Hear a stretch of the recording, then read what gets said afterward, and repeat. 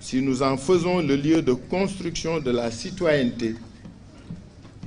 et le cadre d'acquisition de connaissances conformes à nos valeurs et adaptées aux besoins de développement de notre pays. Mais nous ne saurions appréhender le vivre ensemble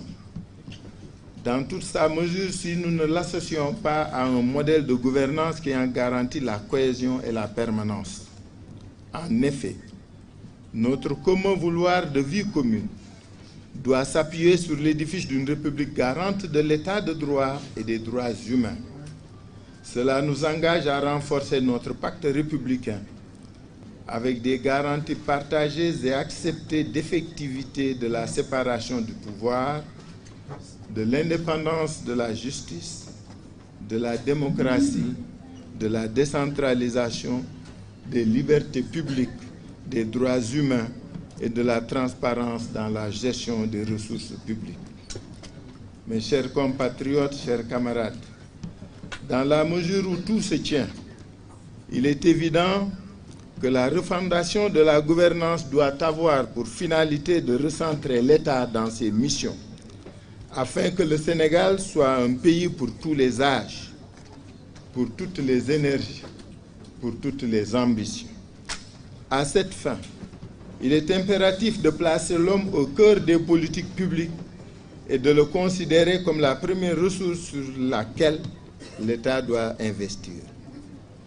C'est dans cette mesure que chaque Sénégalaise et chaque Sénégalais, en zone urbaine comme dans le monde rural, pourra accéder à des soins de santé de qualité,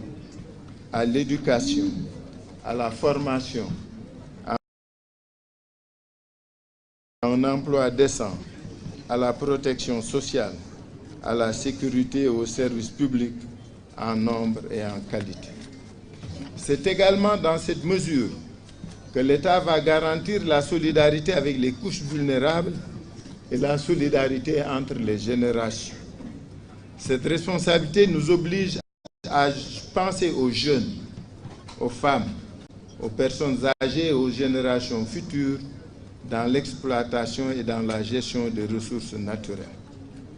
Cette responsabilité nous engage également à inverser les tendances actuelles de notre économie pour construire de nouvelles efficacités capables de produire des richesses durables, de créer des emplois pérennes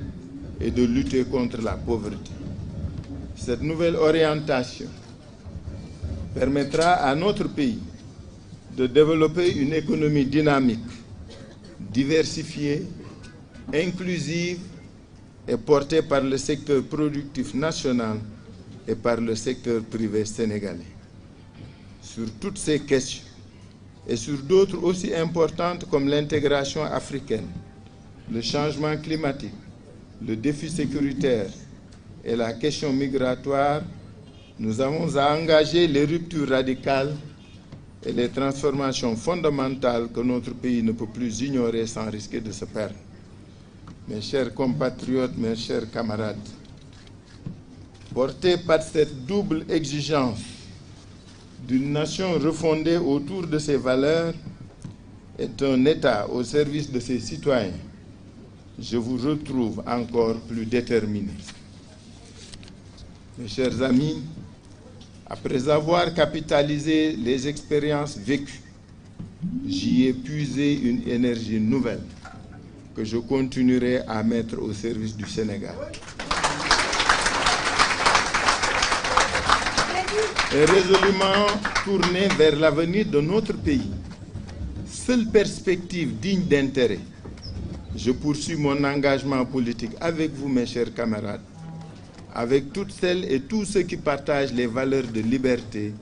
de progrès, de justice et de solidarité, et en étant ouverts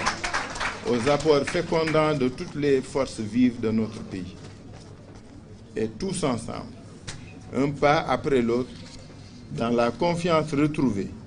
et dans une espérance partagée, nous marcherons vers un avenir prospère et solidaire. Inch'Allah, je vous remercie. Assalamu alaikum wa rahmatullahi wa barakatuh. ñu sant yàlla bu baax julli ci yonent bi sallallahu alayhi wa sallam ñetti yoon pour sama mbokku catholique yi ñu nekk ci li ñu tuddee union de prière célébrer Marie Mère de Dieu ak ku nekk ci noo mëne ñu daje fii tey ñu teew fii tey di sottantey xalaat yàlla rekk ko mën yàllaa ñu ko xañoon yàllaa ñu ko delloo donc jërëjëf yàlla.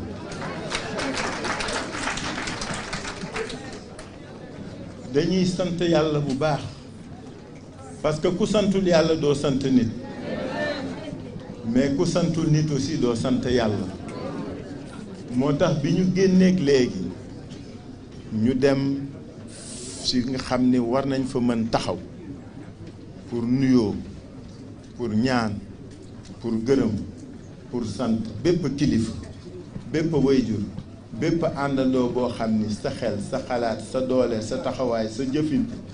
dem na ci tàllal sa loxo yàlla pour ñaan lii tegu ci ñun tegu ko ci ñun mënuñu leen fay nag ñoom ñëpp yàlla na leen yàlla fay yéen ñi nga xam ne nag ñoo séq yëf gi parce que ñu bokk bëgg-bëgg bokk jëmu bokk gëm-gëm kenn mënu leen fay suñu bopp la ñu liggéeyal yàlla na yàlla mottali suñu yéene te eggale ko ñuy gërëm bu baax di xalaat xale mag ndaw yama bàyyi rëbës gaa yi dañ defa ni bërëbu yàqukaay la maa ngi leen wax ni bis ni ki tey bërëbu defarukaay la aussi nit mën na fa baaxe nit mën na fa jóge dem topp yàlla bëgg nit jóge fa nag topp yàlla moo tax ñun ñu yaakaar ni na fa xale ya nekke na fa mag ña nekke war nañ ko soppi war nañ ko changer ba ku fa dugg ak sa dignité doo ko fa génne ku fa génn ak sa ku fa dugg ak sa xol doo sa xel doo fa génne ku fa dugg ak wér-gu-yaram doo ko fa génne donc améliorer condition ya fa nit ñi nekke loolu mébét la yéene la bëgg-bëgg la may wax waa Rebeuss yi may dégg yëpp maa ngi leen di nuyu maa ngi leen di sant ñaari at ak genn wàll dund nañ ko ci kaf ci jàmm ci ree ci sant yàlla yàlla na ngeen génn yéen tamit di gërëm di sant tout le personnel de l'administration pénitentiaire ay jigéen lañu ay xale lañu ay mag lañu loo xam ni xam nañu lu tax ñuy nekk foofu naam seen liggéeyin metti na naam seen taxawaay metti na mais ñu ngi koy def ak dignité ak ngor ñu xam mébét yaakaar di engagé état bi bis bu ko mënul bis bu ñëwee ñun ñu def ko incha allah statut bi nga xam ne moom la agence service pénitentiaire yi di xaar lu urgent la parce que ku nekk nag ca la nga nekk da ngay ñaan yàlla mu yokk mais seen statut boobu yàkkamti nañ ko xaar nañ ko bëgg nañ ko yàlla na leen ko état bi defal ci nu mu gën a gaawe di sant di gërëm suñu kilifa yëpp kilifa diine kilifa aada wayjur mbokk xarit am di jàmm képp koo xam ni rek lii nga xam ni yàlla tegoon nañu ko amoon nga ci ñeewantal amoon nga ci xel bu tooy amoon nga ci xol bu naqadi ma ni kooku ba mu jaral la ngay ñaan ak dox ko wax ma ni ku nekk ci ñoom ku nekk ci sa tur ak sa sant ñoo ngi laa gërëm di la sant jigéen yeeg xale yi nag raw ci yéen kenn mënu leen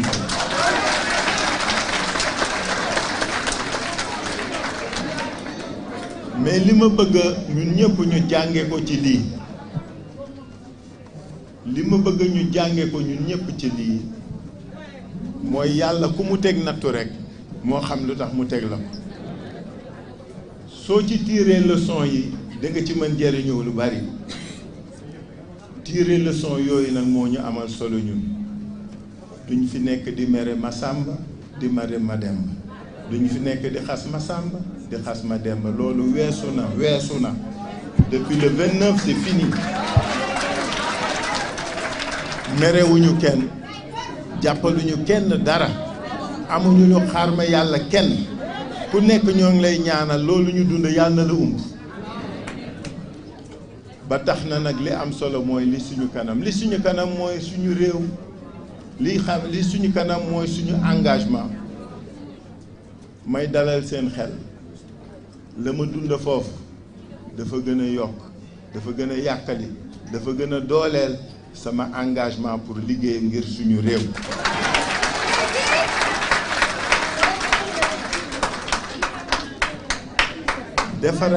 defar suñu réew ci fànn boo xam ne sénégalaise bu nekk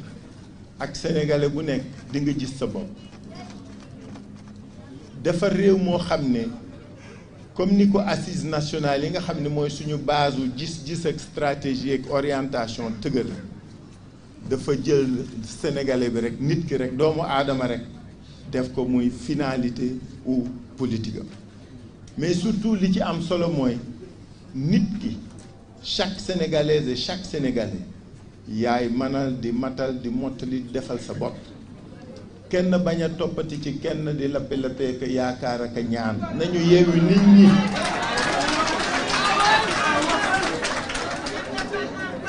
li koy def jàng la système éducatif bi ñu xoolaat ko formation professionnelle bi ñu xoolaat ko xool nag nan la ñuy doxale réew mi ba yenn tolof-tolof yee yenn jalgati yi ak yenn yi bañatee am ñu créer état ñu gën a dëgëral suñu état boo xam ni institution yi ko composé bu ku ci nekk sa rôle di nga ko jouer normalement parce que loolu am solo soo gisee citoyen gëm état c'est parce que état bi ku nekk la nga incarné ci sa wàllu ci état bi da nga kaa fees dell te doo ci seet dara doo ci ragal dara doo ci ji dara loolu la ñu war réfléchir ñun ñëpp nan lañ koy defee comme ñun li ñu wax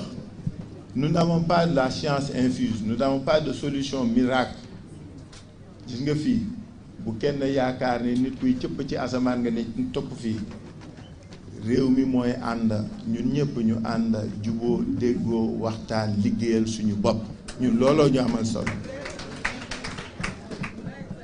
ma bëgg waaw looloo jëmale Sénégal kanam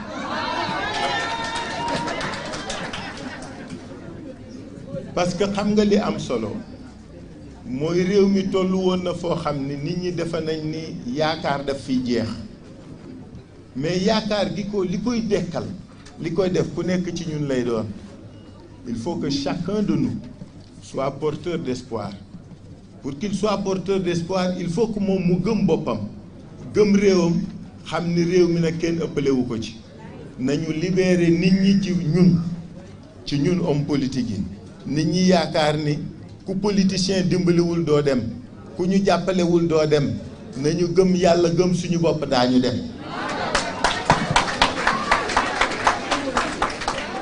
sénégalais bu mel noonu la ñu bëgg a tabax gis nga li nga xam ni moom la ñu am muy pétrole bi ñuy wax ak muy naaj wi ñuy am ak lépp lu ñu yàlla jox suñu ko gëmee gëm suñu bopp xam ni ñun dong ñoo ko war defar kenn duñu ci fekk si daañu dem moo tax sànq li ma wax ci français man leen il faut que cette économie extravertie nga xam ne li ëpp ci li ñu am dañ kaa jéggaani naam nañu jël li ñu am ñu defaree ko fii normalement si dans un horizon de 15 à 20 ans on acceptait de nous affranchir de l'importation du pétrole et de développer le solaire réew mi mën gis kanam ñu bañ importer benn entrain fexe ba créer ay sociétés yuy defar fii loolu moo am solo nañu inversé bu ñu yaakaaree ci bitim réew nañu yaakaar suñu bopp loolu la ñuy doxal réew mi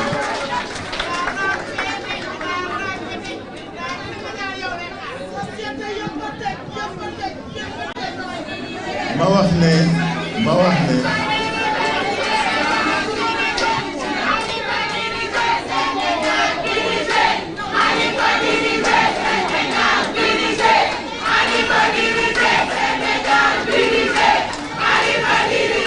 merci beaucoup même ma wax ne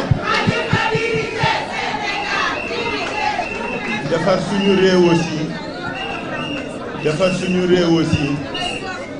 raxas xol yi la defar suñu réew aussi raxas xol yi la ku nekk ci ñun xam ni sa moroom la nga mën ëppale woo ko ko ku nekk ci ñun xam ni defar réew mi la war ku nekk moo la war ku nekk ci ñun xam ni réew mi ñoo ko moom su yàqoo ñun ñëpp la yàqul ñun li ñu gëm mooy comme ni ko Senghor daan waxee ànd booloo mooy suñu doole boykat bi wax na ko àndoo booloo mooy suñu doole bon nag ngeen xam ne réew mi ñoo ko bokk réew mi ñoo ko moom ñoo ko bokk ñoo ko moom nag du wax jëf rekk la nañuy jëf nañuy jëf nañuy jëf je vous remercie.